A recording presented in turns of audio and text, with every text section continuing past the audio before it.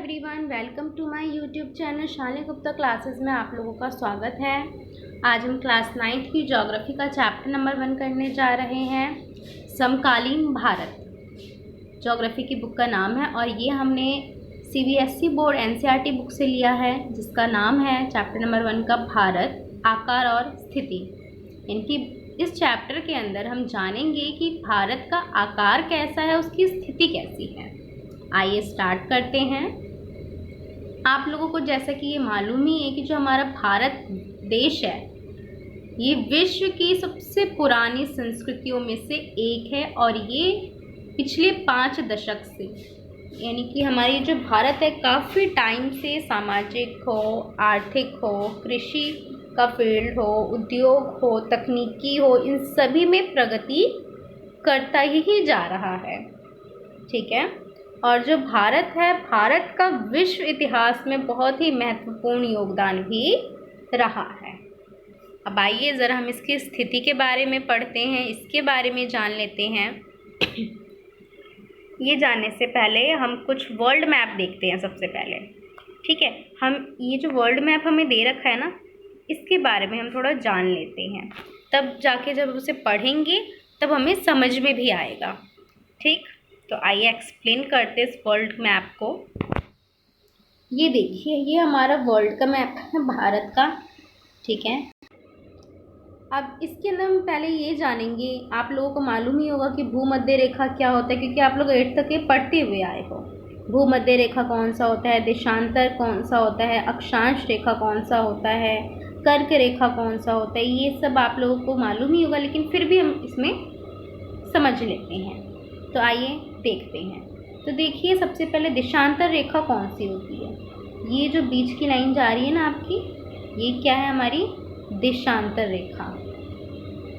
ठीक है, और देशांतर के बाद आ गई हमारी भूमध्य रेखा। भूमध्य कौन सी, जो डॉट डॉट जा रही है ना, ये है हमारी भूमध्य रेखा, जो कि 0 डिग्री है। ठीक, अब देखते हैं अक्षांश रेखा कौन सी होती है। अक्षांश रेखा, ये आप देख रही हैं जो लाइनें जा रही हैं, ये क्या है, हमारी अक्षांश रेखाएं हैं। ठीक है, हमने ये जाना, देशांतर जाना, भूमध्य जाना और अक्षांश जाना। कर्क रेखा आगे देखेंगे मैप के अंदर, भारत के मैप से समझेंगे उसको। ठीक है, अब ये देखिए, ये जो हमारा है हिस्सा, ये जो पार्ट है, ये वाला, ये कौन सा पार्ट है, ये उत्तरी पार्ट है। ठीक है, ये जो हमारा ये 0 से लेकर ऊपर तक जो जा रहा है ना, ये क्या है, उत्तर का भाग है, और इसके जो नीचे आ रहा है ये क्या है, पूर्व का भाग है। ठीक, तो अब देखिए हमारा भारत कहाँ पर स्थित है, ये समझते हैं पहले। जो हमारा ये भारत है,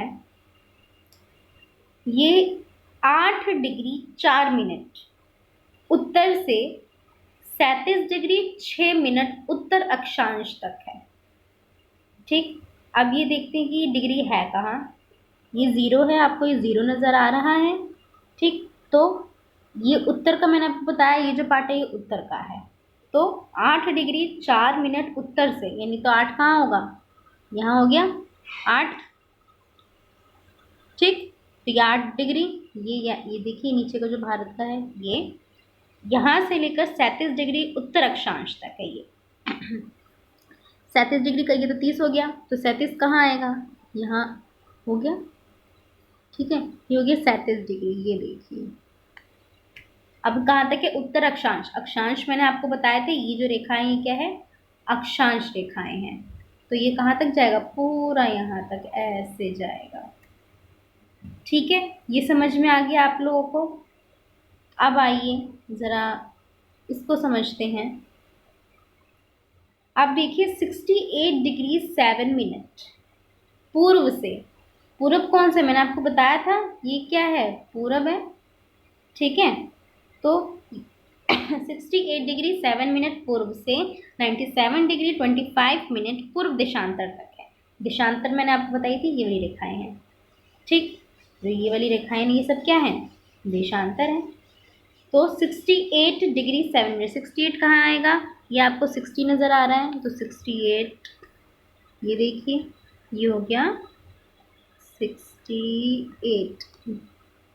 ठीक, अब 97 डिग्री 25 मिनट पूर्व देशांतर तक। 97 डिग्री किधर जाएगा, ये हो जाएगा हमारा 97, और ये जो जाएगा ये पूरा ये पूर्व देशांतर तक गया। ठीक, ये समझ में आ गया आप लोगों को। यानी कि हम इसका आकार, इसका साइज हमें दे रखा है कि भारत कहाँ से कहाँ तक है, कितने में ये फैला हुआ है। ठीक, अब आगे देखिए। आगे अब हम पढ़ते हैं किसके बारे में, कर्क रेखा के बारे में हम इसमें जानेंगे। लेकिन थोड़ा इससे पहले हम ये जो हमने वर्ल्ड मैप के बारे में भी ये समझा, इसको हम थोड़ा सा रीड कर लेते हैं। ठीक है, आई होप आप लोगों को ये वर्ल्ड मैप में समझ आया हो। हाँ, भारत एक विशाल देश है। यह उत्तरी गोलार्ध में स्थित है। मैंने आपको बताया ये उत्तरी गोलार्ध में स्थित है। उत्तरी कौन सा गोलार्ध है, ये देखिए, ये उत्तर में स्थित है ना। अब आगे देखिए, और इसका मुख्य भाग 8 डिग्री 4 मिनट उत्तर से 37 डिग्री 6 मिनट उत्तर अक्षांश तक 68 डिग्री 7 मिनट पूर्व से 97 डिग्री 25 मिनट पूर्व देशांतर तक है। ठीक है, और इसका जो कर्क रेखा है, कर्क रेखा 23 डिग्री 30 मिनट उत्तर में देश को क्या करता है, 2 बराबर हिस्सों में बांटता है कर्क रेखा। ठीक है, अभी कर्क रेखा के बारे में भी जानेंगे, पहले हम इसको पढ़ लेते हैं इस पैराग्राफ को। ओके, तो देखिए, लगभग 2 भाग में तो इसको बांटता है कर्क रेखा। मुख्य भूभाग के दक्षिण पूर्व में अंडमान और निकोबार द्वीप समूह है। बंगाल की खाड़ी में तथा दक्षिण पश्चिम में लक्षद्वीप समूह अरब सागर में स्थित है। अब हम इसके बारे में भारत के मैप में देखेंगे और इससे हम जानेंगे कि अंडमान निकोबार द्वीप समूह कहाँ है। ठीक है, और कर्क रेखा कहाँ है, जो कि इसको 2 बराबर हिस्सों में ये बांटता है। तो आइए देखते हैं और समझते हैं ज़रा भारत के मैप में। ठीक, ये देखिए भारत का मैप, और कर्क रेखा कहाँ है, आइए ढूंढते हैं। ये देख रहे हैं आप, ये जो लाइन है ये है कर्क रेखा। ठीक है, जो कि बता रखा है 23 डिग्री और 30 मिनट उत्तर में देश को लगभग 2 पार्ट में ये डिवाइड करता है। ठीक है, अब ये देखिए यहाँ से ये 2 पार्ट डिवाइड कर रहे हैं ना भारत को 2 पार्ट में। अब आइए जानते हैं, इसमें ये देखते हैं कि अंडमान निकोबार कहाँ पे हैं, अंडमान और निकोबार और लक्षद्वीप के बारे में। ये देखिए, अंडमान और निकोबार द्वीप समूह और ये है लक्षद्वीप। अंडमान निकोबार द्वीप समूह कहाँ पे है, राइट में है, और लक्षद्वीप कहाँ पे है, ये लेफ्ट में है। ठीक है, ये हमने जाना। अब आगे देखिए, अब हम इसके आकार के बारे में जानेंगे कि भारत का आकार कैसा है। इसकी तो हमने अभी स्थिति जानी, अब आकार जानते हैं। भारत के भूभाग का कुल क्षेत्रफल लगभग 32.8 लाख वर्ग किलोमीटर है। भारत का क्षेत्रफल विश्व के कुल भौगोलिक क्षेत्रफल का 2.4% है। ये हम देखेंगे चित्र। ठीक है, भारत जो है विश्व का सबसे बड़ा देश है, 7वां सबसे बड़ा देश है, 7वें नंबर पर हमारा भारत आता है। भारत की स्थल सीमा रेखा लगभग 15,200 किलोमीटर और समुद्री तट यानी कि अंडमान और निकोबार द्वीप समूह तथा लक्षद्वीप समूह के साथ 7,516.6 किलोमीटर है। भारत के उत्तर पश्चिम, उत्तर तथा उत्तर पूर्वी सीमा पर नवीनतम वलित पर्वत है। नवीनतम का अर्थात क्या होता है, नवीनतम का मतलब नया पर्वत है। ठीक है, अब देखिए इसके दक्षिण का भाग, दक्षिण का जो भूभाग है उत्तर में चौड़ा है और 22 डिग्री उत्तरी अक्षांश से हिंद महासागर की ओर संकरा होता गया, यानी कि पतला होता गया है। इसके पश्चिम में अरब सागर तथा पूर्व में बंगाल की खाड़ी स्थित है। इस क्या है ये? इसके पश्चिम में अरब सागर तथा पूर्व में बंगाल की खाड़ी स्थित है ये। ठीक है, आगे देखिए। तो आइए ज़रा हम देखते हैं कि भारत कितने नंबर पे है। ये मैप देख एक मिनट देखते हैं ज़रा मैप को। ये देखिए चित्र 1.2 विश्व का 7 सबसे बड़ा देश कौन कौन से हैं? रूस पहले नंबर पे, फिर कनाडा, रूस है पहले नंबर पे, कनाडा दूसरे नंबर पे, फिर अमेरिका तीसरे नंबर पे, चौथे नंबर पे चीन, पाँचवें पे ब्राज़ील, छठे पे ऑस्ट्रेलिया और सातवें पे हमारा भारत है। ठीक है, ये हमारा हमारे ये 7 देश हैं जो विश्व के बड़े देश हैं। ठीक, अब आगे देखिए। अब देखिए आपको भी बताया गया था कि किस तरह से जो हमारा ये भारत है, भारत का जो नवीनतम वलित पर्वत जो है वो कहाँ पे स्थित है। ठीक है, तो आइए ये देखते हैं, जानते हैं। ये देखिए, ये आपको नज़र आ रहा है, ये ऊपर ये क्या है? उत्तर है। आपको ये बताया गया था उत्तर से लेकर ये उत्तर पूर्व की ओर जाता है, फिर उसके बाद यहाँ से होकर ये सीधा कहाँ आता है? उत्तर पश्चिम में आता है ये। ठीक, ये आपको पर्वत के बारे में बताया गया। अब देखिए इसका दक्षिणी भाग देखिए, दक्षिण भाग जो कि संकरा हो जाता है जब ये हिंद महासागर तक आते आते इसका जो दक्षिण पार्ट है, दक्षिण का जो भाग है वो संकर यानी कि पतला हो जाता है। दक्षिण का भाग कौन सा है? ये जो देखिए, ये आपस में करके रेखा क्या कर रही है? भारत को पूरा डिवाइड कर रही है ना। ठीक है, ये पूरा भारत क्या कर रही है? डिवाइड कर रही है। तो ये देखिए यहाँ तक आते आते ये क्या हो गया? यहाँ पे ये पतला हो गया है ना, संकरा। यहाँ से तो ये बिल्कुल चौड़ा था, फिर यहाँ आते आते क्या हो गया? पतला हो गया। ठीक, और देखिए हमने भी ये भी पढ़ा कि बंगाल की खाड़ी और अरब सागर के बारे में हमने पढ़ा कि कहाँ है। तो बंगाल की खाड़ी कहाँ है? पूर्व में। ये क्या है? बंगाल की खाड़ी है। यहाँ पे अरब सागर है पश्चिम में। ये पूर्व है और ये क्या है? पश्चिम है। ठीक है, आइए आगे देखते हैं। अगर आप देखेंगे तो ये जो अक्षांश और जो देशांतर है इसका विस्तार लगभग 30 डिग्री है। ठीक है, परंतु फिर भी पूर्व पश्चिम का विस्तार उत्तर दक्षिण के विस्तार की अपेक्षा कम प्रतीत होती है, कम है। गुजरात से अरुणाचल प्रदेश के स्थानीय समय में 2 घंटे का अंतर है, अतः 82 डिग्री 30 मिनट पूर्व देशांतर रेखा को भारत की मानक यामोत्तर माना गया है, जो कि उत्तर प्रदेश में मिर्ज़ापुर से गुजरती है। अक्षांश का प्रभाव दक्षिण से उत्तर की ओर दिन और रात की अवधि पर पड़ता है। ठीक है, आगे देखिए। अब देखिए हमने पढ़ा कि किस तरह से अरुणाचल प्रदेश और ये जो गुजरात है इनके बीच में टाइम का डिफरेंस के बारे में हमने पढ़ा। 2 घंटे का अंतराल है इन दोनों के बीच में। ठीक है, तो आइए ज़रा हम इसको मैप से समझ लेते हैं। ठीक, ये देखिए यहाँ पे ये यामोत्तर किसे कहा जाता है, इसको भी हम जानेंगे। ये रेखा जा रही है, आप ये रेखा देख रहे हैं, है ना, कर्क रेखा। फिर उसके बाद यहाँ से जो ये रेखा जा रही है ये आप देख रहे हैं देशांतर। ठीक, ये क्या है? हमारा मानक यामोत्तर है। ठीक, ये हमारा मानक यामोत्तर है।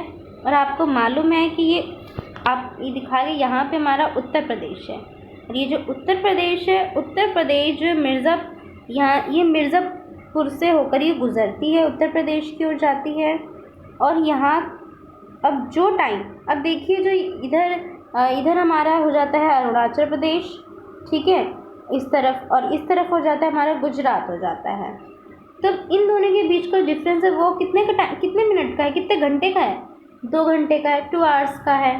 ठीक, तो अब ये देखिए भारत के अंदर ही क्या एक जगह पे यहाँ पे अलग टाइम और यहाँ पे अलग टाइम शो करेगा? नहीं। तो इसके लिए क्या करते हैं, ये जो हमारा उत्तर प्रदेश है, यहाँ पे जो हमारा उत्तर प्रदेश है, ठीक है, इसके अकॉर्डिंग यहाँ पे जो टाइम होता है यही पूरे भारत के अंदर माना जाता है। यहाँ के टाइम के अकॉर्डिंग पूरा भारत का सिस्टम चलता है। भारत के टाइम, इसको कहते हैं हम इंडियन स्टैंडर्ड टाइम भी कहते हैं, इंडियन स्टैंडर्ड टाइम कहते हैं, ठीक है। और देखिए, यानी कि जो उत्तर प्रदेश का जो टाइम होगा वही पूरे भारत का टाइम माना जाता है। इसको हम कहते हैं इंडियन स्टैंडर्ड टाइम, ठीक है। समझ में आ गया आप लोगों को? अब आगे देखिए, अब हम आगे ज़रा फिर से इस वर्ल्ड मैप पर आते हैं और पहले हम इसे समझ लेते हैं, फिर उसके बाद हम पैराग्राफ रीड करेंगे तो और भी अच्छे से क्लैरिटी आएगी, ठीक है। ये हमारा क्या है, पूरे विश्व, पूरे वर्ल्ड का मैप है, ठीक।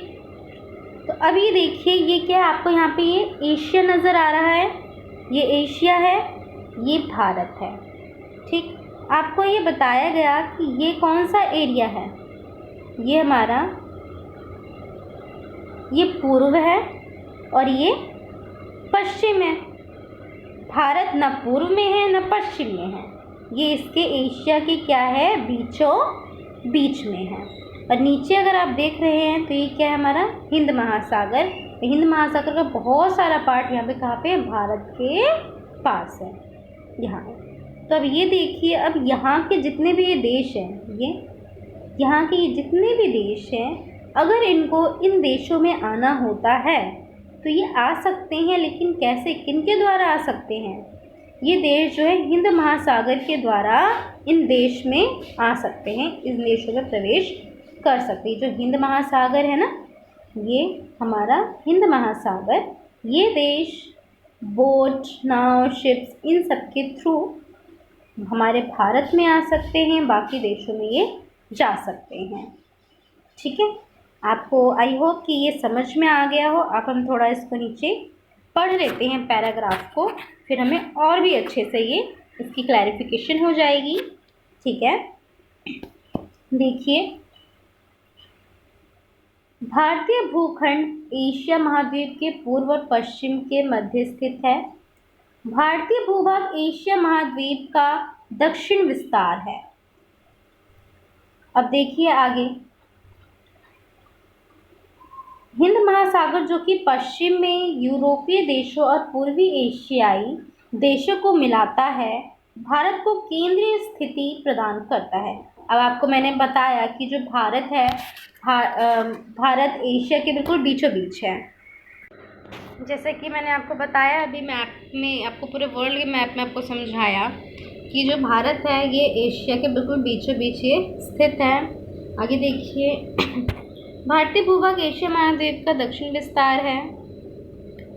हिंद महासागर जो कि पश्चिमी यूरोपीय देशों को और पूर्वी एशियाई देशों को मिलाता है, भारत को केंद्रीय स्थिति प्रदान भी करता है। देखिए, दक्षिण का पठार हिंद महासागर में शीर्षवत फैला हुआ है और पश्चिम एशिया, अफ्रीका और यूरोप के देशों के साथ साथ पूर्वी एशिया के देशों से भी पूर्वी तट के माध्यम से निकटतम संबंध बनाए हुए हैं। हिंद महासागर में किसी भी देश की तटीय सीमा भारत जैसी नहीं है। क्यों? क्योंकि आपने भी देखा मैप के अंदर कि सबसे ज़्यादा हिंद महासागर, सबसे ज़्यादा पोर्शन का है भारत के पास है, ठीक है। आगे देखिए, भारत की इसी महत्वपूर्ण स्थिति के कारण एक महासागर का नाम इसके नाम पर भी रखा गया है, क्या? हिंद महासागर, ठीक है। अब आगे देखिए, अब हम पढ़ेंगे इसके पड़ोसी देशों के बारे में। हमारा जो भारत है, भारत के हम पड़ोसी देशों के बारे में हम जानेंगे। तो आइए सबसे पहले हम मैप के अंदर देख लेते हैं, इसको समझ लेते हैं, जान लेते हैं इस पैराग्राफ में क्या है, क्या आपको समझाया हुआ है, ठीक है। पहले हम इसको पढ़ते हैं, रीड करते हैं। भारत का विश्व के देश के साथ संपर्क युगों पुराना है, परंतु यह संबंध समुद्री जल मार्गों की अपेक्षा भूभागों से होकर है। अर्थात जिस भी देश को अगर आना होता है, भारत से कोई व्यापार करना होता है, तो समुद्री जल मार्गों से आना पड़ता है। उत्तरी पर्वतों के दर्रों से अनेक यात्री प्राचीन काल में भारत आए। पुराने टाइम में बहुत सारे लोग भारत भी आए थे, जबकि समुद्री मार्ग बहुत समय तक ज्ञात नहीं थे। जबकि समुद्री मार्ग काफ़ी लोगों को काफ़ी टाइम तक मालूम नहीं था। इन मार्गों से प्राचीन समय से विचारों और वस्तुओं का आदान प्रदान होता रहा है। काफ़ी टाइम से, काफ़ी पुराने टाइम से जो जल मार्ग हैं, इनके द्वारा काफ़ी वस्तुओं का, विचारों का आदान प्रदान होता रहा है। भारत का पश्चिमी मध्य और पूर्वी एशिया तथा दक्षिणी एशिया के पड़ोसी देशों के साथ एक अद्भुत संपर्क रहा है। इसी प्रकार उपनिषदों के विचार, रामायण तथा पंचतंत्र की कहानियाँ, भारतीय अंक एवं दशमलव यानी कि 0, ठीक है, प्रणाली आदि संसार के विभिन्न भागों तक पहुँचे हैं। और ये कैसे पहुँचे हैं भारत से दूसरे बाकी देशों में? ये इन्हीं, जब जो लोग व्यापार करने आते थे, भारत घूमने आते थे, ठीक है, और भारत की संस्कृति के बारे में जानने आते थे, ठीक है, अलग अलग देशों से यहाँ आते थे, तो इन सब के थ्रू यहाँ के जो रामायण, पंचतंत्र कहानियाँ, उपनिषद, ये सब हुए हैं, ये सब इन्हीं के द्वारा बाहर तक पहुँच पाए हैं।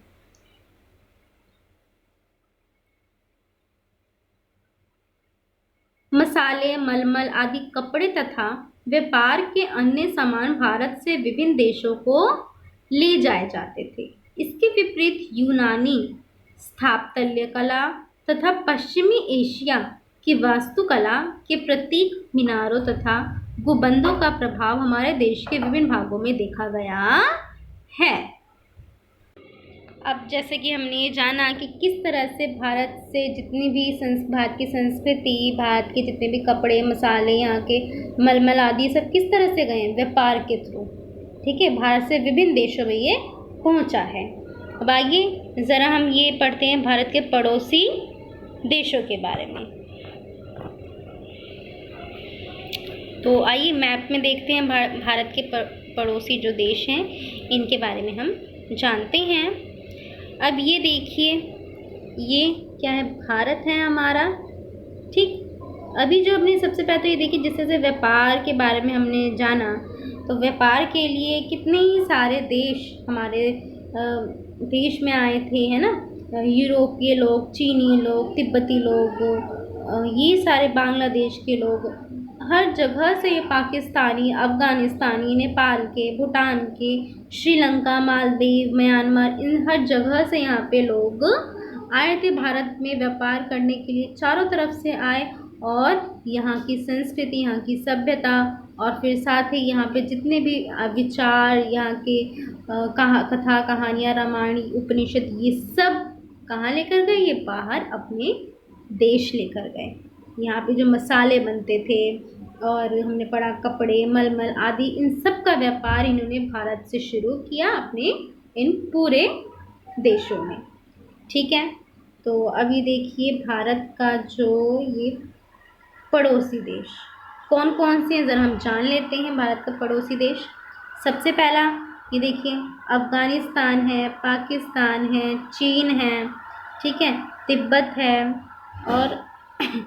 और कौन सा है, देखिए बांग्लादेश है, ये श्रीलंका है, ठीक, और क्या है, भूटान है, नेपाल है, ये भूटान देखते हैं, ये रहा भूटान, और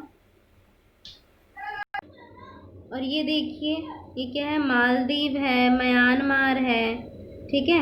ये सब क्या है, हमारे भारत देश के जो पड़ोसी देश हैं, इन सब के बारे में इसमें शो कर, हमने इसमें ये शो किया, हमने जाना, ठीक। अब देखिए जो भारत और श्रीलंका है, ये क्या है, ये पूरा भारत और ये हमारा श्रीलंका, ये ठीक है। इन दोनों के बीच का जो ये रास्ता है, ये जो आप रास्ता देख रहे हैं, इन दोनों के बीच का ये जो रास्ता है, इसको हम क्या कहते हैं? इस रास्ते को हम कहते हैं, ये समुद्री रास्ता है बीच का, और इसको कहते हैं मन्नार की खाड़ी। क्या कहते हैं हम इसको? मन्नार की खाड़ी, या फिर क्या कह सकते हैं इसको?